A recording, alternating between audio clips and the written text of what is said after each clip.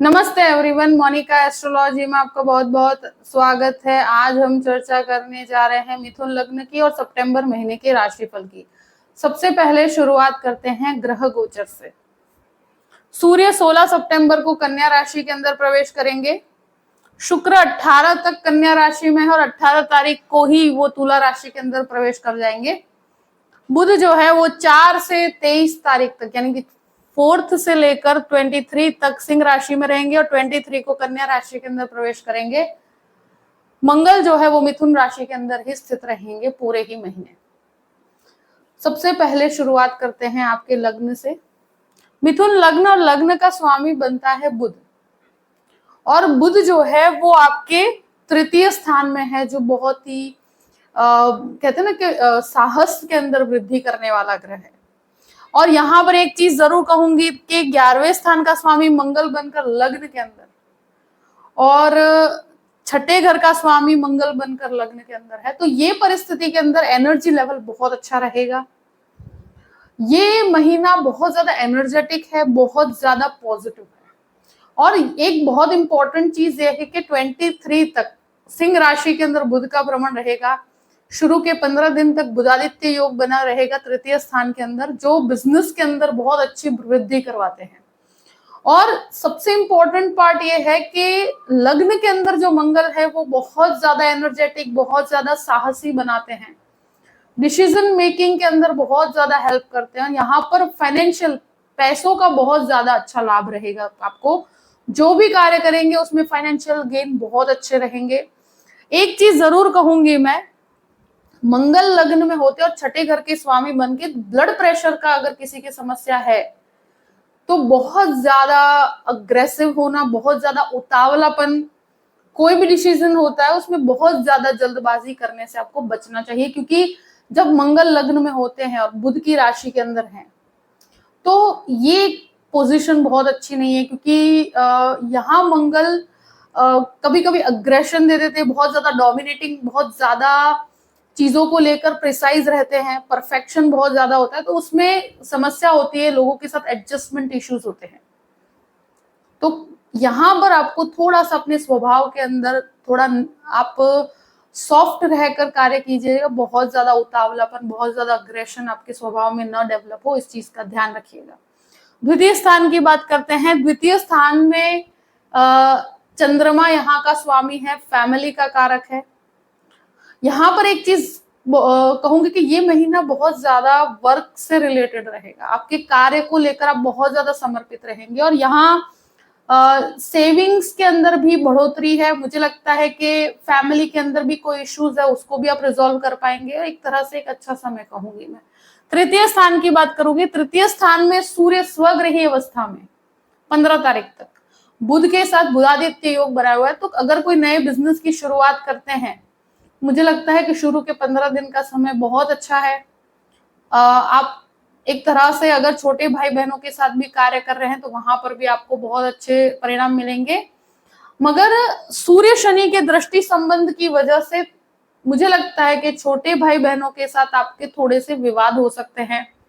तो जो भी काम करते हैं, अगर ज्वाइंट बिजनेस में भी है तो डिसएग्रीमेंट्स रहेंगे काम को लेकर, तो थोड़ा आपको यहाँ पर हो सकता है कि एडजस्टमेंट इश्यूज हो। मगर फाइनेंशियली आपके लिए बहुत अच्छे लाभ रहेंगे। यहाँ पर सूर्य बुध का बुधादित्य योग कोई भी इनिशिएटिव में आपको मदद करेगा, टेक्निकली आपको परफेक्ट बनाएगा। क्योंकि शनि सूर्य जब आमने सामने होते हैं, टेक्निकली आपको बहुत अच्छा नॉलेज गेन करने को मिलता है। यहाँ पर जो लोग आईटी क्षेत्र में है, जो लॉ के अंदर है, बहुत अच्छी सफलता प्राप्त होगी। सुपीरियर्स के साथ आपको संयम से रहना है, क्योंकि मुझे लगता है कि अगर आप कहीं पर भी काम करते हो तो वहां पर बहुत ज्यादा डोमिनेटिंग होना, बहुत ज्यादा लोगों को दबा कर कार्य करना, तो ये प्रक्रिया से आपको दूर रहना पड़ेगा। थोड़ा सा पोलाइट रहकर काम करेंगे तो ही आपके कार्य बनेंगे। अब बात करते हैं चतुर्थ भाव की। देखिए, चतुर्थेश जो है वो आपके 12th हाउस में, चतुर्थ भाव में स्वगृही अवस्था में आएंगे बुध, और शुक्र यहाँ पर नीचस्थ है। तो प्रॉपर्टी के अंदर बहुत जल्दबाजी इस महीने नहीं करनी है। एक चीज अच्छा है कि गुरु का दृष्टि संबंध है। अगर प्रॉपर्टी से रिलेटेड कोई काम करना भी है तो 23 तारीख के बाद कीजिएगा, तो वो ज्यादा बेटरमेंट लेकर आएगा। देखिए मंगल का साथ में दृष्टि संबंध है तो प्रॉपर्टी के अंदर बहुत अच्छे लाभ हैं, मगर मुझे लगता है कि डिसीजन लेने में थोड़ा सा डिले होगा। यहाँ एक चीज कहूंगी कि शुक्र नीचस्थ है, माता के साथ विवाद ना हो, इस चीज का ध्यान रखना। मुझे लगता है कि माता से कुछ विवाद हो सकता है, और साथ में एक चीज है कि मदर की हेल्थ का भी आपको ध्यान रखने की जरूरत रहेगी, क्योंकि ये बुध जो है वो 23 तारीख के बाद जब चतुर्थ भाव में, ये मन है आपका 4th हाउस, तो मन में बहुत ज्यादा डिटैचमेंट देता है, बहुत ज्यादा आप एकांत प्रिय हो जाते हैं, लोगों के साथ व्यवहार कम होता है, व्यक्ति अपने फैमिली में अपने घर के अंदर ही बहुत ही पीसफुल टाइम बिताना पसंद करता है, यानी बहुत फंक्शंस में या कहीं पर लोगों के साथ मिलने जुलने का समय जो है वो अवॉइड करता है। तो ये प्रक्रिया इस महीने डेफिनेटली रहेगी, और स्पेशली 23 तारीख के बाद का समय ऐसा है कि जहां पर आप बहुत ज्यादा, मुझे लगता है कि चीजों को लेकर कुछ एनालिसिस कर सकते हैं, या कुछ समय आपके खुद के लिए आप निकालेंगे। मगर शुक्र नीचस्थ है तो माता के साथ विवाद ना हो, इस चीज का ध्यान रखना। 18 तारीख तक खास करके ये समस्या हो सकती है। अब बात करते हैं आपके पंचम भाव की। देखिए पंचम भाव का स्वामी शुक्र बनकर केतु के साथ 18 तारीख तक, मुझे लगता है कि अगर आप मिथुन लग्न के हैं तो बच्चों की लाइफ में कुछ एजुकेशन से रिलेटेड स्ट्रेस हो सकता है, मगर 18 के बाद स्वग्रही शुक्र है, अगर बच्चों के साथ कोई विवाद भी है आपके, या उनकी लाइफ में कुछ ऐसे इश्यूज है एजुकेशन से रिलेटेड, तो भी वो सॉर्ट आउट हो जाएंगे। शुक्र यहाँ पर जैसे ही आएंगे, मुझे लगता है आप बच्चों के साथ बहुत अच्छा टाइम स्पेंड भी कर पाएंगे। स्टूडेंट्स के लिए 18 तारीख के बाद का समय सफलताओं से भरा हुआ है, मुझे लगता है कि वहां पर आपको एजुकेशन में अच्छी सफलता प्राप्त होगी। एक चीज है कि मेहनत ज्यादा पड़ेगी, और यहाँ स्टूडेंट्स के लिए थोड़ा संघर्ष का समय रहेगा। शुरू के 18 दिन मुझे लगता है कि एजुकेशन से रिलेटेड कुछ भटकाव भी हो सकते हैं। यहाँ पर एक है कि संतान से रिलेटेड कोई विवाद अगर है तो भी यहाँ पर 18 के बाद बहुत अच्छा रिलीफ है। जो भी लोग शेयर मार्केट में इन्वेस्टमेंट करते हैं, 18 तारीख के बाद का समय आपके लिए भाग्यशाली रहेगा। अब बात करते हैं आपके 6th हाउस की। देखिए 6th लॉर्ड लग्न के अंदर है, तो ये यहाँ पर ब्लड प्रेशर संबंधित समस्या, स्किन रिलेटेड इश्यूज, खास करके जिनके भी चमड़ी के रिलेटेड कोई भी प्रॉब्लम होती है, स्किन से रिलेटेड इश्यूज होते हैं, जो हार्मोनल चेंजेस होते हैं, हार्मोनल डिसीज होते हैं, तो वहां पर आपको थोड़ा सा प्रॉब्लम हो सकता है। स्पेशली जिनके ब्लड प्रेशर की समस्या, उसका आपको खास ध्यान रखना है, क्योंकि मंगल लग्न में है, वो बीपी का प्रॉब्लम देते हैं। और यहाँ पे एक चीज जरूर कहूंगी कि स्वास्थ्य को थोड़ा प्रायोरिटी पे रखिएगा। बहुत बड़े हेल्थ इश्यूज नहीं, मगर छठे घर का स्वामी जब लग्न में होता है तो अपने स्वास्थ्य से संबंधित ये 2-3 समस्याएं आपको परेशान कर सकती हैं। यहाँ पर शत्रु कहीं पर भी हावी नहीं हो पाएंगे। गुरु का पूर्ण रूप से दृष्टि संबंध होने की वजह से आपको कोई भी ट्रीटमेंट भी करवा रहे हैं तो सही मार्गदर्शन, सही व्यक्ति आपको प्राप्त हो पाएगा, और ये एक बेटरमेंट है। अगर कोई भी प्रकार की लोन की अवस्था है तो भी आप इस महीने लोन के लिए आगे बढ़ सकते हैं, उसके लिए शुरू के 23 दिन का समय फेवरेबल है। अब बात करते हैं आपके 7th हाउस की। सप्तमेश 12th हाउस में है। देखिए यहाँ पर मैं एक चीज जरूर कहूंगी कि सप्तमेश की अवस्था को देखते हो, अगर कोई लीगल मैटर चल रहा है या डाइवोर्स से संबंधित कोई समस्या चल रही है, तो इस महीने मुझे लगता है कि जो गुरु की समस्या और शुक्र केतु का जो संयोग है, तो 18 तारीख तक कोई भी विवाद में नहीं पड़ना। अगर कोई लीगल मैटर है या कोई भी प्रकार का डाइवोर्स से संबंधित समस्या है, तो मैरिज से रिलेटेड अगर कोई भी प्रकार का डिसीजन है तो वहां पर थोड़ा सा डिले हो सकता है। अगर कोई रिलेशनशिप है उसको नेक्स्ट लेवल पे ले जाना चाहते हैं, तो मंगल यहाँ पर स्थित है जो आपके 7th हाउस को देखते हैं। तो जब लव रिलेशनशिप हो या मैरिज पार्टनर की बात की जाए, तो वहां पर बहुत ज्यादा डोमिनेटिंग होना या बहुत ज्यादा स्ट्रिक्ट होना, आई थिंक ये सही नहीं है। थोड़ा समय अगर आप इसके अंदर देते हैं तो वहां पर आपको थोड़ा अपने स्वभाव के अंदर भी नरमाई लानी पड़ेगी, मतलब आपको सॉफ्ट हार्टेड होकर ही काम करना होगा। गृहस्थ जीवन के अंदर है, अगर कोई विवाद है तो मंगल यहाँ पर बहुत ज्यादा डोमिनेटिंग बनाता है, बहुत ज्यादा ये लोग इगोइस्टिक बनकर चलते हैं रिलेशनशिप में। तो ये चीज आपको बहुत परेशानी दे सकती है। तो आप इस मैरिज में या जो भी आपके गृहस्थ जीवन में कहीं पर भी ईगो को बीच में आने मत दीजिएगा। यहाँ तो ही आपके संबंध आपके सही तरीके से चल पाएंगे, नहीं तो मुझे लगता है कि वहां पर आपके विवाद होगा।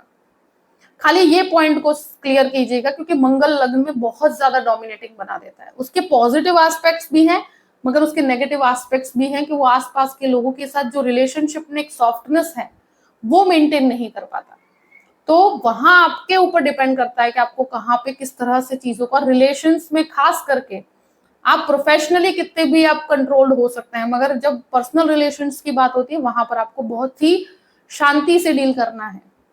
अब बात करते हैं आपके अष्टम भाव की। तो अष्टमेश जो है वो शनि बनकर आपके नवम भाव में वक्र अवस्था में है, और रिसर्च का या मास्टर लेवल का कोई भी कोर्स करना चाहते हैं, कोई जज का एग्जाम देना चाहते हैं, तो बहुत अच्छा रिजल्ट प्राप्त होगा और मुझे लगता है कि आप बहुत ज्यादा परफेक्शन से कार्य करेंगे। अब बात करते हैं आपके नवम भाव की। देखिए, नवम भाव में शनि जो है वक्री है और सूर्य के साथ दृष्टि संबंध में भी है, तो ये एक फादर के बिजनेस के अंदर है तो बहुत अच्छी सफलता है, मगर फादर के साथ कार्य को लेकर, विचारों को लेकर बहुत डिसएग्रीमेंट्स होंगे, तो वहां आपके विचार मतभेद रहेंगे 15 तारीख तक। तो वहां पर आप शांति बना के रखिएगा। ये चीज जरूर कहूंगी कि स्पिरिचुअल डेवलपमेंट बहुत अच्छा है, यानी कि आप आध्यात्मिकता में बहुत इंटरेस्ट लेंगे, कुछ अच्छे कार्यों में, कुछ पुण्य में आपका योगदान रहेगा। तो ये एक मैं कहूंगी कि एक बहुत अच्छा समय है आपके आध्यात्मिक जर्नी को आगे बढ़ाने का। यहाँ पर अध्यात्म की वजह से आपका लाइफ में बहुत बैलेंस बना रहेगा। तो मैं यही चीज कहूंगी कि अध्यात्म को पकड़ के रखिएगा। अब बात करते हैं दशम भाव की। दशमेश 12th हाउस में, दशम भाव में राहु है। देखिए, राहु यहाँ पर मेडिसिन और टेक्निकल लाइन वालों के लिए बहुत अच्छा कार्य करेगा, मगर 7th या 10th हाउस का स्वामी जो है 12th हाउस में है, जो मेडिसिन, हॉस्पिटल्स, इन सबको बहुत सपोर्ट करता है। बट राहु यहाँ पर षड्यंत्र का कारक है, तो ऑफिस पॉलिटिक्स आपके लाइफ में रहेगी। जहां कार्य कर रहे हैं वहां पर लोगों के साथ डिसएग्रीमेंट्स भी रहेंगे, मगर सफलता आपको बहुत अच्छी प्राप्त होगी। मुझे लगता है कि जो लोग भी एक तरह से जॉबलेस हैं, तो उनके लिए शुरू का जो समय है, और स्पेशली कहा जाए कि शुरू के 15 दिन का समय बहुत सफलताओं से भरा हुआ है, कि जहां पर आपको करियर में अच्छी सफलता प्राप्त हो। अब बात करते हैं आपके 11वें स्थान की। देखिए, 11वें स्थान का स्वामी आपके लग्न में है, तो फाइनेंशियल गेन बहुत अच्छे हैं, मतलब जो भी रुके हुए पैसे हैं वो आपको प्राप्त होंगे, फाइनेंशियली आपको बहुत अच्छे लाभ प्राप्त होंगे। 12th हाउस की बात करते हैं। 12th लॉर्ड जो है शुक्र बनकर आपके 4th हाउस में केतु के साथ है। देखिए, मुझे लगता है कि प्रॉपर्टी से रिलेटेड कोई लीगल विवाद हो सकता है, और अगर कोई इस प्रकार की समस्या है तो यहाँ पर आपको शुरू के 18 दिन तक कोई भी प्रॉपर्टी के विवाद के अंदर आगे बढ़कर झगड़ा कहीं पर भी करना नहीं है। मुझे लगता है संयम बना के रखिएगा। 18 तारीख के बाद वहां पर आपको सफलता बहुत अच्छी मिलेगी, तो तब तक अपनी वाणी को संयम में रखिएगा। अगर प्रॉपर्टी से या मदरलैंड की प्रॉपर्टी से रिलेटेड कोई विवाद है तो यहाँ पर एक चीज जरूर कहूंगी कि गुरु का जो यहाँ पर भ्रमण है और शुक्र की अवस्था को देखते हुए मुझे लगता है स्टूडेंट्स अगर विदेश जाना चाहते हैं और अच्छी पढ़ाई करना चाहते हैं और कहीं पर भी आपका वीजा इश्यूज है, तो 18 तारीख के बाद आपके कार्य 100% बनेंगे। अगर वीजा इश्यूज है तो 18 तारीख तक आपके कार्यों में थोड़ा सा स्लो हो सकता है, थोड़ा सा आपको वेटिंग में रखा जा सकता है। तो उस समय के अंदर मुझे लगता है कि आपको शांति से चीजों को डील करके रखना है और खर्चों को बहुत ज्यादा नियंत्रित करके रखना है, क्योंकि शुक्र नीचस्थ है। तो मुझे लगता है कि रिनोवेशंस के पीछे बहुत ज्यादा खर्च हो सकता है, वहां कैलकुलेटिव होकर चलना पड़ेगा। बाकी विदेश के कार्यों में 18 तारीख के बाद आपके कार्य बहुत अच्छे बनेंगे और स्टूडेंट्स के लिए एक अच्छा समय कहूंगी मैं। जो भी परिस्थिति है मैंने आपके सामने रख दी है। आई होप कि ये वीडियो आपको पसंद आया होगा। पसंद आए तो लाइक भी कीजिएगा और सब्सक्राइब भी कीजिएगा। अगर आप मुझसे कंसल्टेशन लेना चाहते हैं तो दिए गए नंबर पर व्हाट्सएप कीजिएगा, मैं आपको पूरी ही जानकारी दूंगी कि कैसे मुझसे कंसल्टेशन लेना है। अगर आप मुझसे ईमेल करना चाहते हैं तो आप ईमेल कर सकते हैं astrologymonica@gmail.com पे। मैं आपको पूरी ही जानकारी प्रदान करूंगी कि कैसे मुझसे कांटेक्ट किया जाए और कैसे मुझसे कंसल्टेशन लिया जाए। तो इस परिस्थितियों को ध्यान में रखते अपने पूरे ही महीने को प्लान कीजिए और हमेशा खुश रहिए। Thank you so much. जय श्री कृष्ण।